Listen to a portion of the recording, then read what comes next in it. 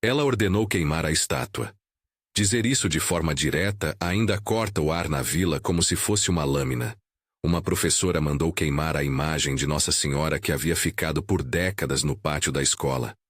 O gesto, simples na execução, reverberou com a força de algo que tocava mais do que pedra e tinta. Tocava lembranças, mãos que levaram flores, súplicas sussurradas nos intervalos das aulas, memórias de mães e avós que viram ali um ponto de encontro entre o humano e o sagrado. Ninguém esperava que uma decisão administrativa abalasse tanto os velhos laços que mantinham a praça escolar viva. Contaremos esta história centrada na professora que tomou a decisão, não para transformar a narrativa em tribunal, mas para acompanhar de perto o caminho de uma pessoa que, por um ato, sentiu a cidade inteira respirar. A escolha de focalizar a professora é também uma escolha narrativa. Ela permite acompanhar conflito, arrependimento e transformação a partir de quem ordenou a queima. E é justamente esse movimento que daqui em diante queremos seguir. A estátua estava ali havia mais de 40 anos. Foi doada por uma moradora que havia perdido um filho jovem, e ao colocar a imagem no pátio, quis que ali houvesse um lugar de consolo para outras mães. Por décadas, alunos pequenos andaram ao redor daquele pedestal. Mãos curiosas tocando as ervilhas de pedra do manto, mãos agora lembradas pelas mães que voltavam à escola para levar biscoitos em dias de festa. Margaret, professora aposentada e guardiã das histórias da comunidade, saudava a imagem como quem saúda uma velha amiga. George, o zelador, lembrava de ter lavado a base da estátua com água e sabão, quando a poeira do tempo ameaçava apagar os traços do rosto.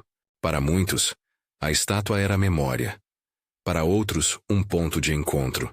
E para quase todo mundo, uma presença discreta que ocupava um espaço entre as rotinas. Chegada, recreio, despedida.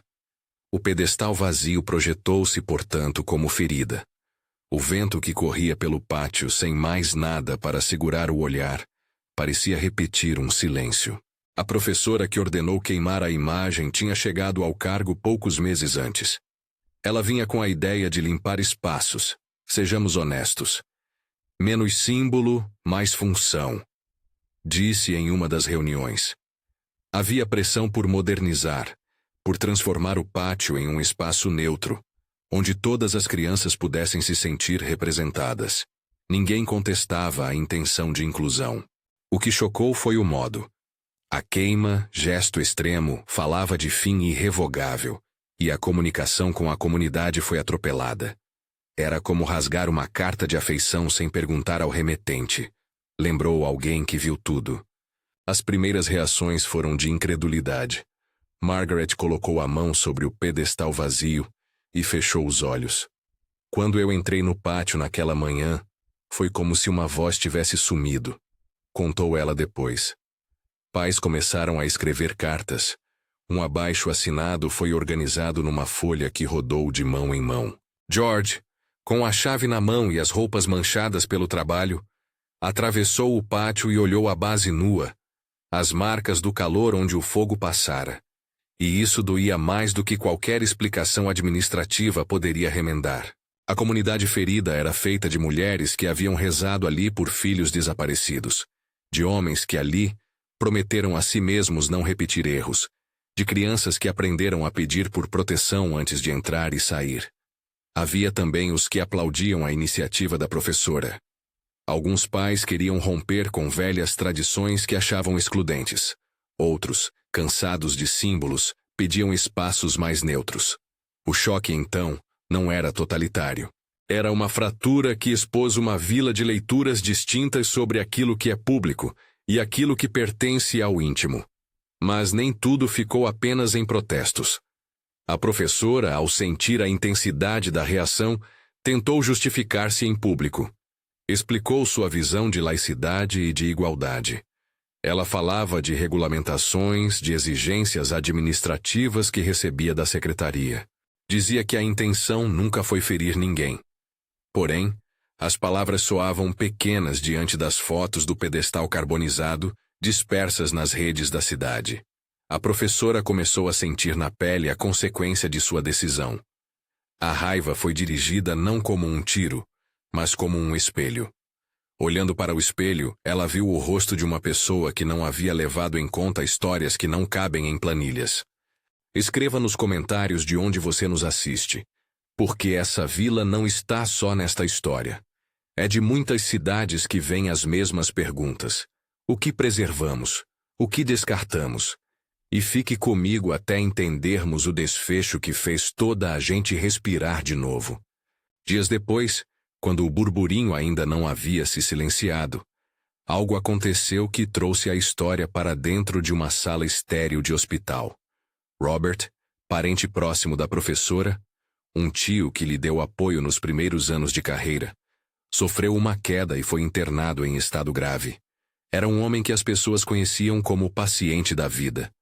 Era alguém que contou piadas nos enterros e que guardava fotos antigas como quem guarda medalhas. A internação pegou a professora de surpresa. Enquanto a comunidade continuava a debater o ato dela, ela passou a viver outra angústia, agora muito pessoal. O som dos monitores, a luz fria dos corredores, o ar-condicionado cortante da emergência.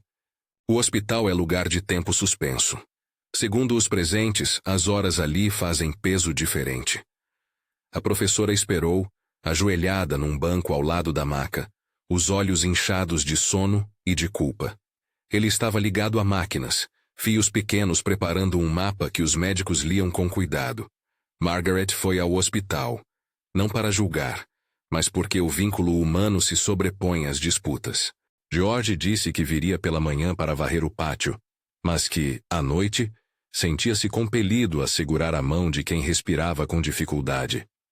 Foi na madrugada, quando o corredor parecia um túnel de luz pálida e o hospital ecoava apenas o bip regular das máquinas, que a professora disse ter sentido algo estranho no ar. Um cheiro muito suave, como de flores recém-abertas, rosas, disseram alguns que ouviram o relato dela. Não havia floristas por perto, não havia arranjos de visita. O chão estava limpo, sem nada que justificasse aquele perfume. Ela contou que era como se um canto do pátio tivesse entrado ali por uma fresta de janela, trazendo consigo o aroma das festas de antigamente. Cheiro de rosas, repetiu ela, e a palavra veio quase como confissão. Na mesma noite, ela relatou ter visto algo na penumbra do corredor. Uma forma feminina vestida de azul e branco passando pela luz, tão breve que poderia ter sido um truque da visão cansada. A descrição era simples. Um manto azul, uma túnica branca, uma figura que parecia andar levantando a mão como quem abençoa sem pressa. Ela não disse que a figura falou, disse que por um instante, o corredor ficou menos pesado. Alguns que ouviam falaram de alucinação de cansaço, outros de experiência espiritual. Ela própria não forçou um diagnóstico. Eu senti, disse mais de uma vez. Senti como se alguém tivesse colocado a mão sobre a minha cabeça e dissesse, respire. A médica responsável, doutora Sandra, uma profissional conhecida pela postura serena e pela forma de dizer o óbvio sem floreios, acompanhou a recuperação de Robert com cautela. Em conversas com a professora e com familiares, ela disse o que a ciência poderia afirmar. Havia fatores médicos que explicavam melhora inesperada, como resposta a medicamentos, repouso adequado e um tratamento bem conduzido. Mas também afirmou algo que soou como um reconhecimento da complexidade humana.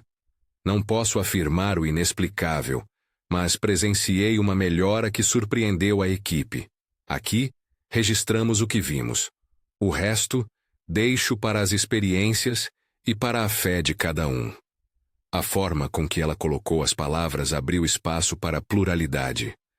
Alguns interpretaram como permissão para acreditar.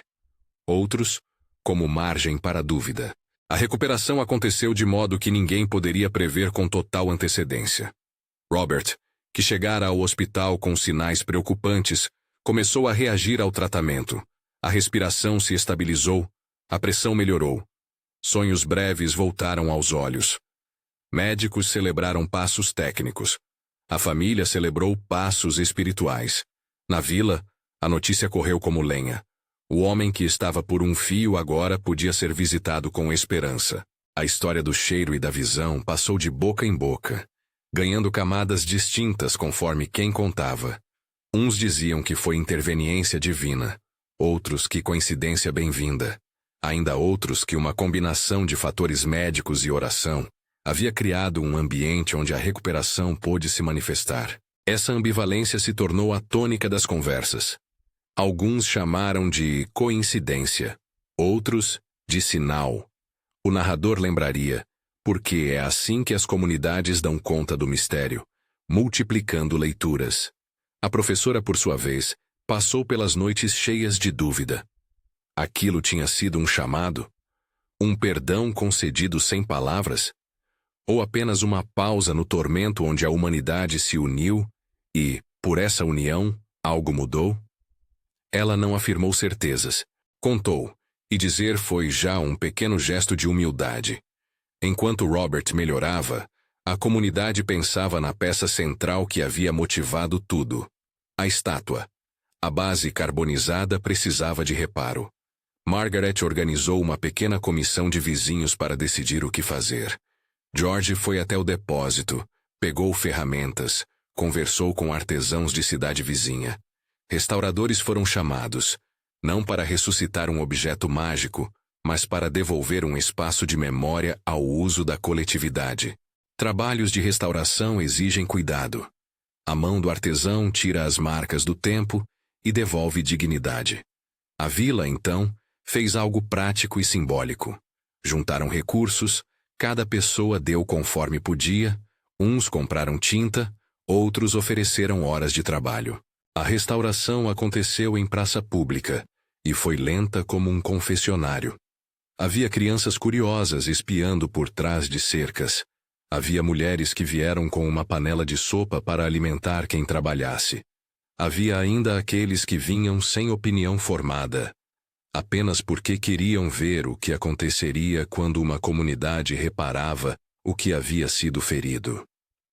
O restaurador, um homem de mãos calosas e fala mansa, trabalhou a pedra, aplicou resina nas fissuras, refez partes do manto. Quando a imagem voltou ao pedestal, a vila organizou uma pequena cerimônia, não para provar nada, mas para reconhecer que ali havia uma história partilhada. Na praça onde a estátua foi recolocada, a professora pediu a palavra. Ninguém a forçou a falar. Ela veio por vontade própria, com a voz arrastada de quem aprendeu lições duras. Eu errei, disse ela sinceramente. Não percebi que, ao querer consertar algo, eu poderia destruir um trecho da história de vocês. Peço desculpas.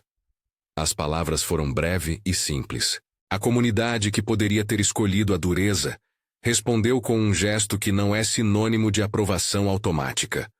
Alguns foram lentos a aplaudir. Outros, mais imediatos, ofereceram abraço. Margaret segurou a mão da professora como quem confirma que há lugar para arrependimento que constrói. George ficou perto com o rosto marcado pela poeira e disse: Agora temos que cuidar uns dos outros, independente do que cada um pensa. Houve quem não perdoasse imediatamente. A reconciliação não foi uniforme. Havia feridas que ainda precisavam de tempo. Mas, simbolicamente, a reposição da imagem selou um compromisso prático. A escola criaria um conselho com pais, professores e representantes da comunidade para discutir a preservação de memórias locais. As decisões que afetassem símbolos seriam precedidas de diálogo. Eventos que reunissem histórias da vila passariam a integrar o calendário escolar. Mudanças que nascem do reconhecimento de erros são, por isso, mais sólidas. Elas transformam procedimentos, não apenas desculpas. A restauração da imagem também teve um viés artístico. O restaurador deixou uma discreta placa na base, onde se lia que a imagem havia sido doada por uma moradora há 40 anos, e que sua presença havia acompanhado gerações. Essa placa não foi um epitáfio, foi um convite, para lembrar que a história da vila não pertence apenas a quem detém poder administrativo, mas à soma das pequenas histórias de cuidado. No centro disso tudo, A experiência do hospital e a reação da vila abriram uma pergunta que permanece sem resposta definitiva. O que explica a melhora de Robert? Foi ciência aplicada com destreza? Foi o efeito da oração compartilhada? Foi coincidência? Ou algo que foge à nossa compreensão? A narrativa não pretende fechar a questão. Ao contrário, ela amplia o espaço onde diferentes explicações convivem. Doutora Sandra manteve a postura prudente e, dias depois, falou em voz baixa a um grupo de familiares. A medicina trabalha com evidências, mas também sabemos que a atitude da família, a solidariedade, tem efeito real no cuidado do paciente. Não posso dizer que houve intervenção sobrenatural, mas também não desprezo o conforto que as crenças trouxeram. É uma fala que preserva a fronteira entre profissão e fé, ao mesmo tempo que reconhece o impacto humano do consolo. Se há uma lição prática, ela é modesta. Decisões administrativas importam, porque moldam espaços onde se vive. Mas, por mais que planejemos com a cabeça fria, existem coisas que só o afeto narra. Memórias, histórias de mãe que deixaram velas, sinais que não cabem em relatórios. Quando uma comunidade perde esse tecido, algo do corpo social enfraquece. A história da professora mostra justamente isso. As intenções técnicas, a ideia de neutralidade, colidiram com a memória afetiva, e foi preciso que a vida real, a internação de um ente querido, colocasse tudo em perspectiva. Nos dias que se seguiram, a escola instituiu um momento de escuta semanal, onde alunos, pais e funcionários podiam compartilhar lembranças. Não era um retorno à antiga ordem religiosa, nem era um convite para uniformizar crenças. Era, isso sim, um convite à escuta. As conversas trouxeram cantos e silêncios, velhas fotos amareladas e receitas de família. Trouxeram formas de aproximar quem pensava diferente, sem anular as diferenças. A professora passou a participar dessas reuniões, não mais como decisa, mas como parte de uma comunidade que precisa ser consultada antes de gestos definitivos. Houve também momentos de oração.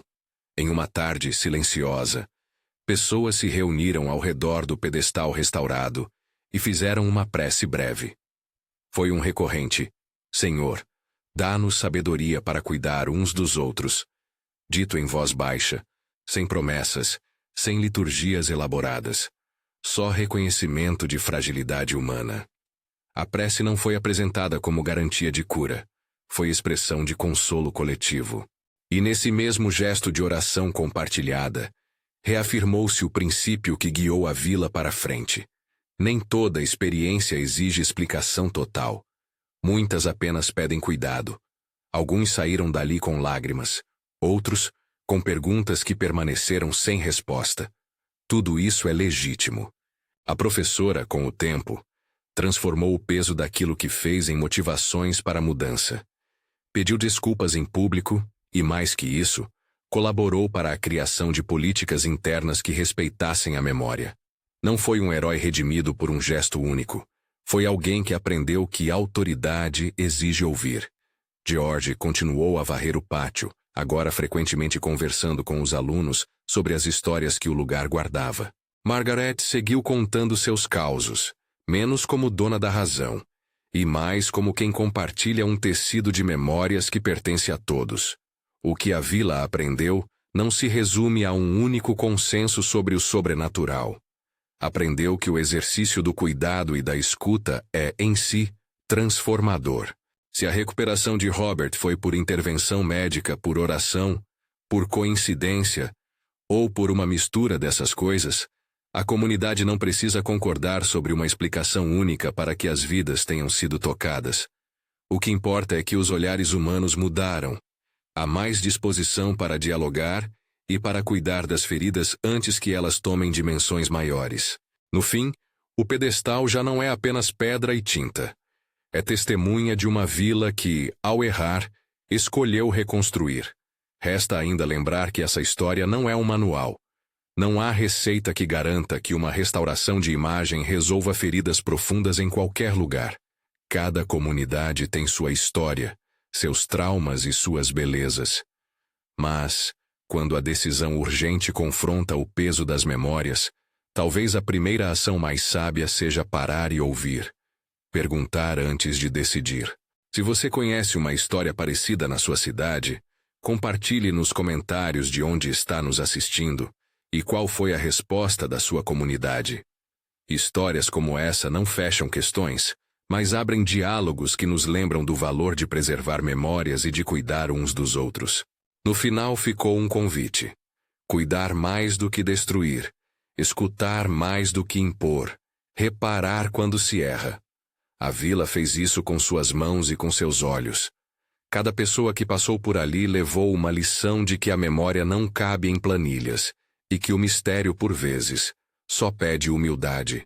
Se esta história tocou você, inscreva-se no canal e compartilhe com alguém que precisa ouvir uma palavra de esperança. E deixe nos comentários um breve testemunho, se tiver, sobre como sua comunidade lidou com suas próprias memórias. Aqui histórias se encontram, e às vezes é nesse encontro que a cura começa.